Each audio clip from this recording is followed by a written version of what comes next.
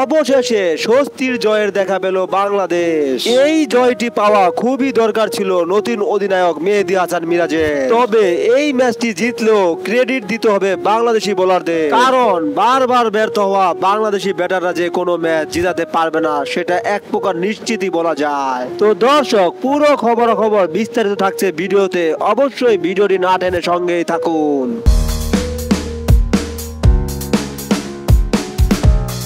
হার শব্দটা বাংলাদেশের নামের সাথে লেগেই ছিল।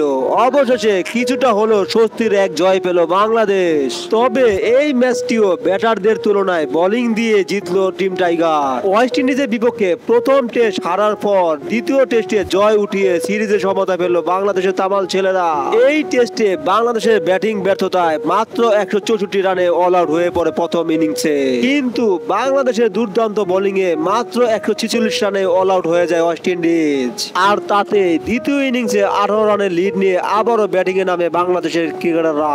তবে দ্বিতীয় ইনিংসে কিছুটা ভালো ব্যাটিং করে বাংলাদেশ। শেষ দিকে জাকের আলীর 91 রানের ইনিংসে 268 রান সংগ্রহ করে বাংলাদেশ। আর তাতে 287 রানের টার্গেট পায় West Indies. West Indies batting এ নামলে আবারও শুরু হয় বাংলাদেশি বোলারদের আক্রমণ। দ্বিতীয় ইনিংসে বাংলাদেশের বোলিং তুবে মাত্র 185 রানে অল আউট হয়ে যায় ওয়েস্ট ইন্ডিজ। আর তাতে অনেক সাধনার 101 রানের স্বস্তি জয় পায় বাংলাদেশ। অবশেষে জয়ের খরা মিটলো বাংলাদেশের ক্রিকেটারদের। তো দর্শক, সম্পূর্ণ ভিডিওটি দেখার জন্য ধন্যবাদ।